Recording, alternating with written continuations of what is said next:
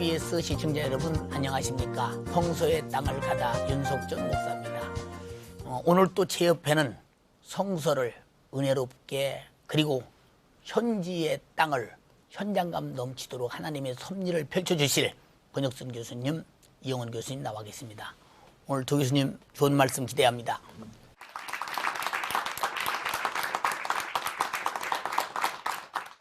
사막 가면 물이 없는 곳, 오아시스를 사모하는 곳이기도 합니다. 하나님은 사막을 통해서 아주 중요한 역사를 이루셨습니다. 취급한 이스라엘 백성들을 하나님께서는 낮에는 구름 기둥으로, 밤에는 불 기둥으로 인도하셨습니다. 그들은 그 사막에서 수많은 이적도 체험하고 수많은 고통도 체험했습니다. 이적을 체험할 때는 하나님께로 돌아오고 고통을 체험할 때는 하나님을 떠나며 원망하기도 했습니다. 그 과정 속에서 이스라엘은 정금 같은 믿음으로 하나님이 없이는 살 수 없다고는 믿음으로 그 백성들의 생각과 삶이 바뀌어져 가고 있습니다. 이처럼 사막은 하나님이 이스라엘 백성들을 훈련시킨 하나님을 체험하는 산 교육장으로 만들었습니다. 바로 그곳으로 가보시겠습니다. 촬영팀은 이집트의 사하라 사막에 도착했다. 이집트 동쪽 기자 피라미드 지역은 사하라 사막이 시작되는 곳이다.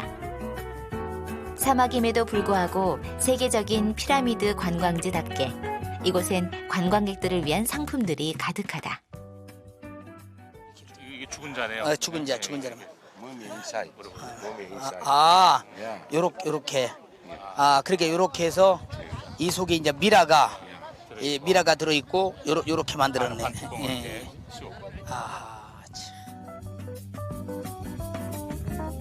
그 미이라를 위해 세워진 피라미드 또한 관광 상품이 되어 인기를 얻고 있다.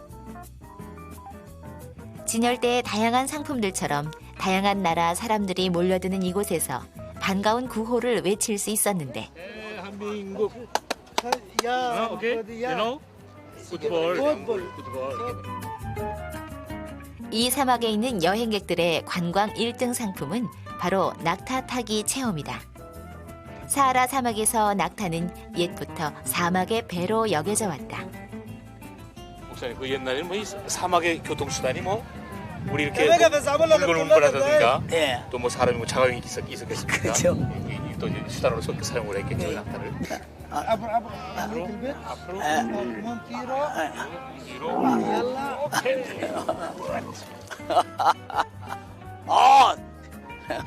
이번에는 윤석전 목사가 낙타 타기를 시도했는데 몸띠로. 목사님 기분 어떠세요? 아주 시원하니 좋네요. 아니 이 땅에서 이만큼 올라오는 게 너무 시원하네요. 바람이 더 부는 것 같죠? 예. 올라오니까. 3천여 년 전 이 건조한 사막지대를 출애굽한 60여만 명의 이스라엘 백성이 걸어갔다. 하나님께선 낮에 뜨거운 해를 구름 기둥으로 가리시고 밤에 차가운 모래바람을 불 기둥으로 막으셨다. 그렇게 보호하시며 자기 백성을 사막 깊숙이 이끌고 가셨다.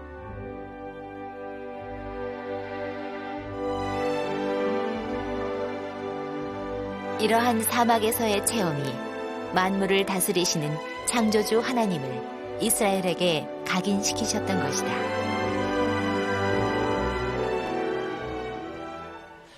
오늘 우리는 사막길을 화면을 통해 보았습니다. 바로 그것이 하나님의 섭리 속에서 이스라엘 백성들이 뚜벅뚜벅 가나안 복지를 향해 걸어갔던 길이었습니다. 혹시 여러분에게서 이스라엘 백성들이 함성을 지르며 걸어갔던 그 길에 그 소리가 들리지 않습니까? 아마 그 소리가 들린다면 상당히 영감이 넘치는 분일 것입니다. 권 교수님, 그 이스라엘 백성들이 지나던 사막은 또 어느 곳으로 지냈는지 만약에 궁금하지 않겠습니까? 그 사막에 지닌 특징은 또 무엇인지 그 두 가지를 좀 말씀해 주시겠어요? 네, 그 출애굽한 이스라엘 백성들이 가나안에 들어가려면 반드시 사막을 거쳐야 되는데 그 사막을 시나이 사막이라고 부릅니다. 지도를 통해서 말씀을 좀 드리겠는데 이것이 고센 땅이고 여기서 이제 출애굽한 이스라엘 백성들이 예. 떠난 곳이죠. 예. 지금 이곳이 이스라엘의 가나안 땅입니다. 예.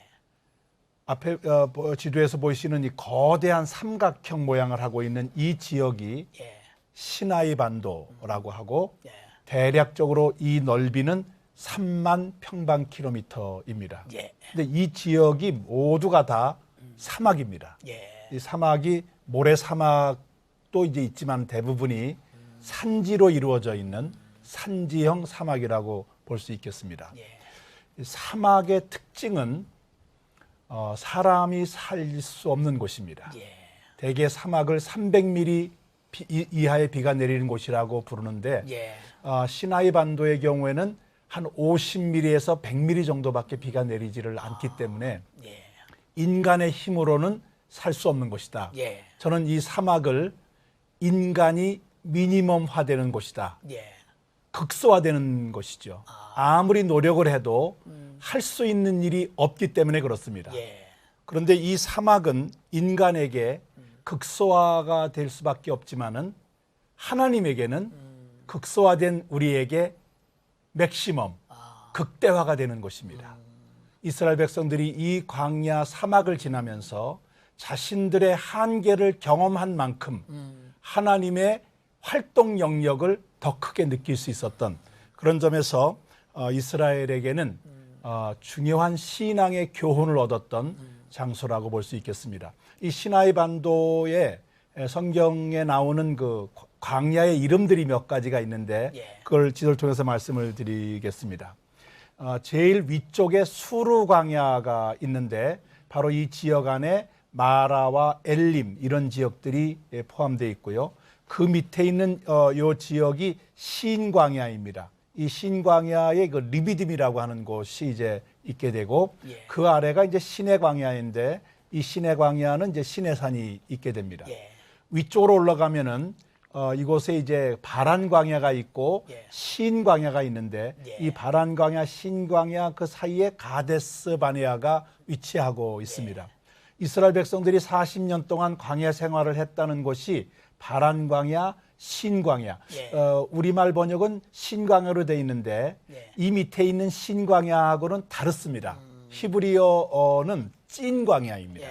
근데 우리말 성경은 똑같이 신광야로 번역을 했기 때문에 혼돈될 가능성이 있는데 이 북쪽에 부엘셰바와 가데스 바네아 사이에 있는 요 광야를 신광야, 찐광야라고 아시면 되겠습니다. 이 교수님 그 출애굽 시에 이스라엘 백성에게 이적의 사건 하면 우리가 사실 불기둥과 구름기둥 그거 빼놓을 수 없는 사건이거든요. 이 두 기둥이 그 했던 역할에 대해서 좀 더 자세히 설명해 주시겠어요? 네, 먼저 생각해 볼 수 있는 것은 하나님께서 이스라엘 백성들을 인도해 주고 계시다는 것을 가시적으로 보여준 역할을 했다고 봅니다. 지금 얼마나 큰 스케일로 그것이 이루어졌는지는 뭐 우리가 볼 수는 없지만 그러나 온 이스라엘 백성들이 다 눈으로 직접 보면서 하나님이 우리와 함께 하시구나라는 것을 뼈저리게 느끼게 만드는 것들이었습니다. 특별히 낮에 구름 기둥으로 인도하셨다는 게 상당히 의미가 있는데요. 낮에는 그 사막의 열기가 상당합니다. 섭씨 40도 이상, 뭐 50도 가까이 되는 그러한 때도 있는데 그러한 때 하나님께서 시원한 그늘을 만들어 주셔서 그들이 열기를 헤치고 나갈 수 있도록 인도해 주셨다는 것은 참 의미가 있고요.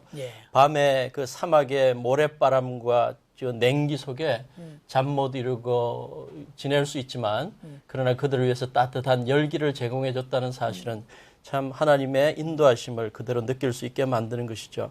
또 하나는 그 성경에 보면 하나님의 구름 기둥과 불 기둥이 가면 가고 서면 서는 그러한 면을 강조하고 있습니다. 그래서 이 불 기둥과 구름 기둥은 하나님의 백성들의 삶의 템포까지도 하나님께서 조정하고 계신다 하는 사실을 우리에게 가르쳐 주고요. 우리가 하나님보다 앞서갈 수 없고 앞서가서도 안 되고 하나님이 인도하시는 곳으로 가고 하나님께서 가라 그러면 가고 서시면 우리도 서야 하는 그러한 삶이 신앙인의 삶이다 하는 것을 깨닫게 만들어주는 의미가 있다고 봅니다. 참 사실 지금도 우리 인간의 생각이 하나님보다 앞서서 교회도 움직여가고 인간의 생각이 하나님보다 앞서서 엉뚱한 이런 그 행동을 할 때 나타나는 그 파장은 굉장히 많은 것을 느끼거든요. 대개 교회를 보면 하나님의 뜻대로 움직이는 교회가 참 하나님의 역사하는 것을 많이 지금도 보게 되는데 우리가 불기둥과 기둥기둥을 통해서 많은 것을 느끼고 오늘도 교수님 말씀에 많은 공부를 했습니다. 이스라엘 백성이 애굽에서 나와서 거친 사막 그리고 모래사막 그리고 비탈 사막 수없는 계곡의 사막을 걸어갔습니다. 그들이 걸어갔던 사막을 다시 한번 화면을 통해서 보시겠습니다. 사하라 사막의 귀중한 가축 낙타는 사막 여행의 피로를 여행객들에게 잠시 잊게 해주는 흥미로운 관광 상품이다.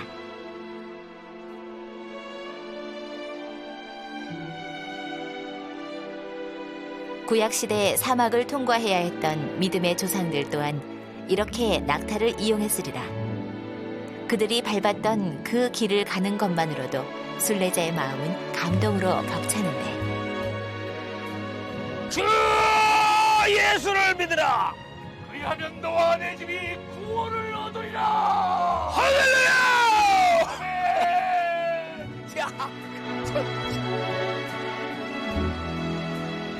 이 모래 땅에서 인간은 그저 무기력한 존재일 뿐이다. 그렇기에 하나님의 도움은 절대적이다. 하나님은 메추라기를 이 사막으로 몰아 이스라엘에게 고기를 먹이셨고 바위를 갈라 물을 주셨다.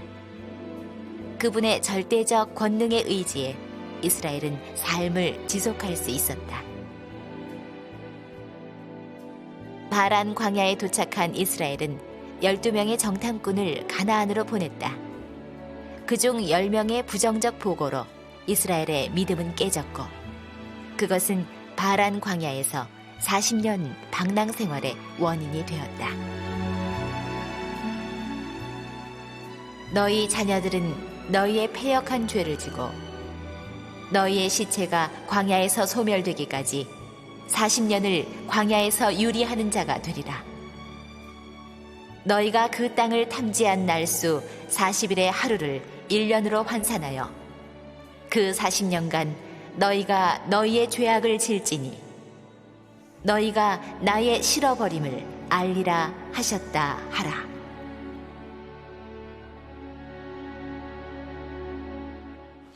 우리는 지금 사막을 다시 한번 봤습니다. 저도 저 사막에 가서 현장에서 촬영을 해보고 걸어도 봤습니다. 때로는 목도 마르고 터벅거리기도 했습니다. 그곳에서는 사람이 생존할 만한 어떤 조건도 없습니다. 하나님이 함께 하시면 절대 안 되는 곳입니다. 그곳에서 40년 동안을 이스라엘 백성들이 먹고 입고 살았다는 것은 하나님의 이적이라 아니할 수 없습니다. 이 교수님, 이 사막에서의 이적 중에서 사실 그들이 먹고 입었던, 참 먹고 마셨던 그 반석의 물이라든지 아니면 만나와 메추라기 사건이 있지 않습니까? 그 사건에 대한 성경의 기록을 말씀해 주시겠어요? 네, 하나님께서 공급하신 만나와 메추라기에 대한 기록이 처음 언급되는 것은 출애굽기 16장 13절입니다. 13절부터 20절까지입니다. 이스라엘 백성들이 출애굽한 후 한 달 반 정도 지난 다음에 신광야에서 극심한 기근과 배고픔을 느끼게 됩니다. 그리고 하나님 앞에 원망합니다. 그러자 하나님께서 저녁에는 메추라기를 또 아침에는 만나를 제공하시기로 약속하시고 그렇게 해 주십니다.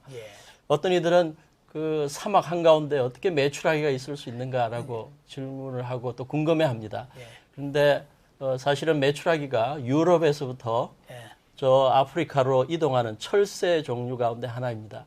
지금도 수억 마리의 그러한 메추라기들이 때를 따라 따뜻한 곳으로 이동하기 위해서 유럽에서 아프리카로 이동하는데 그들이 수천 킬로를 날아다니다가 지치면 그냥 땅에 주저앉아 버리고 기진맥진하는 것이 그 광야, 시나이 광야 쪽입니다. 이러한 것을 볼 때 하나님께서 메추라기의 경로까지도 때까지도 간섭하셔서 하나님의 백성들의 필요를 채워주기 위해 역사하시고 주관하시는 그러한 모습을 보고 또 감동을 느끼게 됩니다. 예. 사실 그 만나와 메추라기를 광야에서 40년간 먹었다고 생각할 때 우리가 생각할 때도 그 어떻게 40년 동안이나 쉼 없이 그런 역사를 이루었을까? 인간의 생각으로는 감이 잡히지 않습니다. 오직 하나님만이 하실 수 있다 하는 하나님의 크신 능력에 다시 한번 감탄하면서 믿을 수밖에 없습니다. 권 교수님, 그렇다면 이 만나라는 많은 의문이 있지 않습니까? 이 만나는 실제로 어떤 음식인지 시청자들이 많이 궁금하고 저도 사실 궁금하거든요. 네, 그 성경에 만나가 예. 나오는데 예.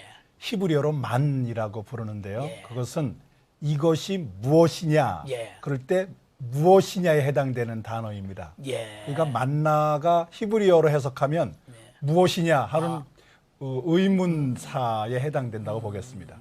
그만큼 놀라운 사건이란 뜻이겠죠. 예. 이 만나에 대한 설명이 출애굽기 11장 31절하고 민수기 11장 7절 두 군데 나오는데 예. 이 두 군데 설명을 종합해 보면 예. 모양은 진주 같고 가시 같다. 색깔은 희고 그다음에 맛은 꿀 섞은 과자와 같다. 그렇게 돼 있고 맷돌에 갈기도 하고 절구에 찢기도 하고 가마에 삶기도 한다. 뭐 이렇게 설명이 되어 있습니다. 이것이 과연 뭐냐에 대한 그 정체에 대해서 여러 가지 이론과 또 주장들이 있는데요. 예. 그 중에 재미있는 것은 시나이 사막에서 6월경 되면 어떤 벌레가 예. 그 단물을 분비한다는 것입니다. 아. 근데 이것이 방울이 지어져서 나뭇가지에 있다가 땅에 떨어지게 되는데 태양열이 장렬하면 그 단 성분의 그 분비액이 성경에서 설명하는 것과 같은 모양으로 굳어진다는 것입니다. 아. 어떻게 보면 흥미있는 설명이죠. 예. 그리고 만나가 과연 무엇이냐, 물리적인 재료로서의 만나를 또 설명해 주는 것이기도 합니다. 예.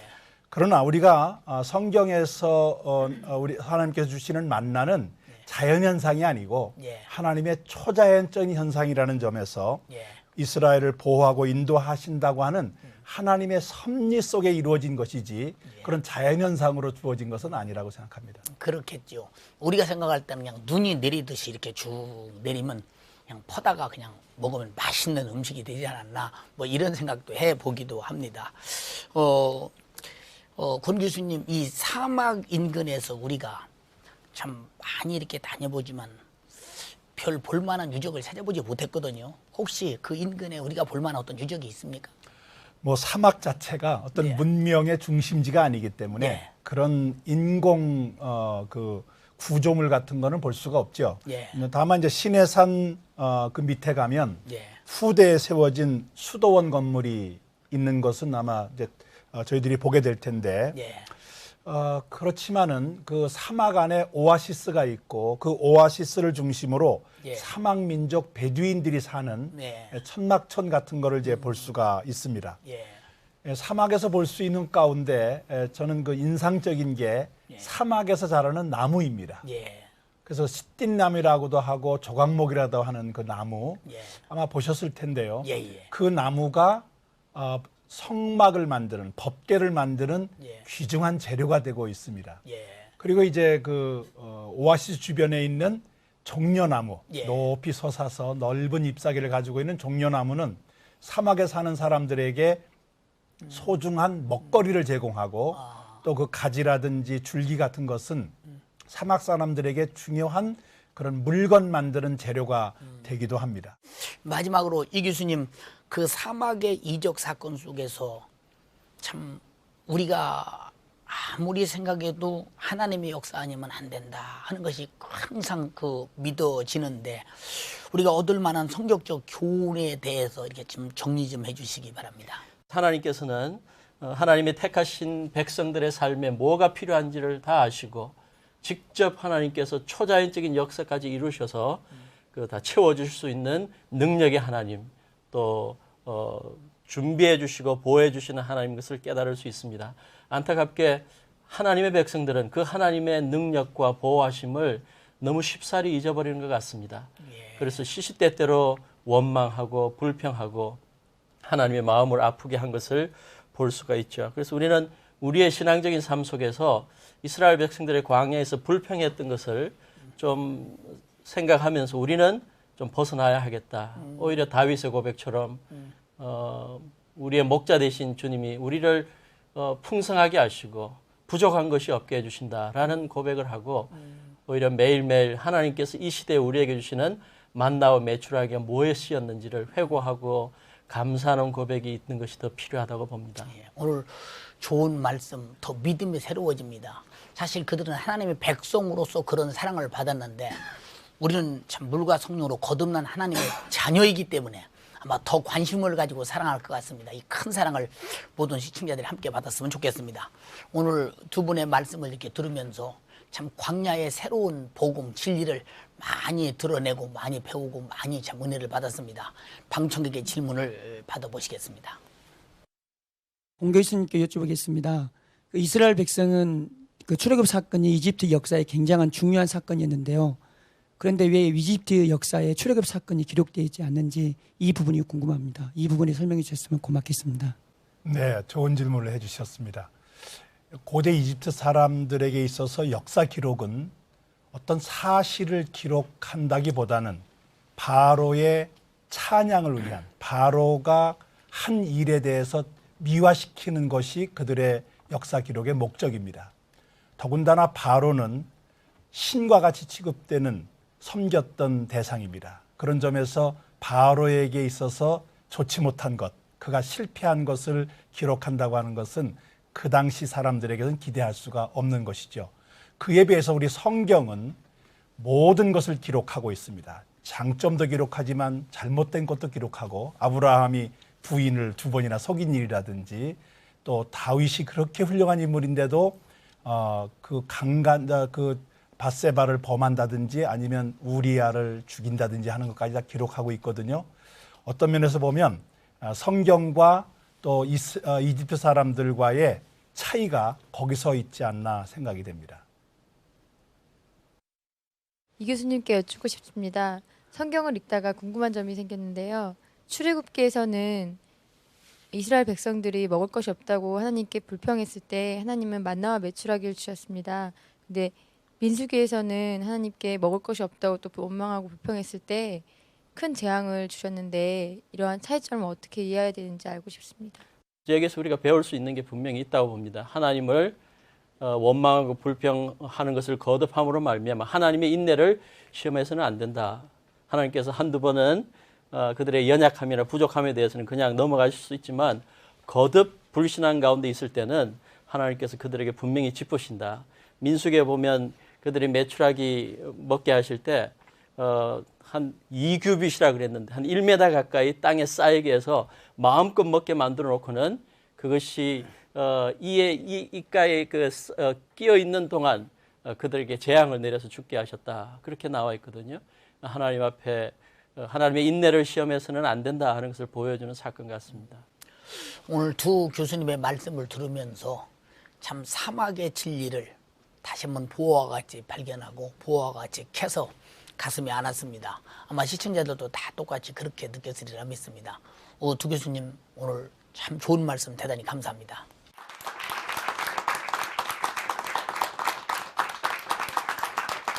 이 세상은 마귀, 죄, 인간의 수많은 불가능한 문제가 인간의 과거로 해결할 수 없는 수많은 문제들이 있습니다. 이런 수많은 문제를 어떻게 해결할까? 하나는 바로 예수를 보내셨습니다.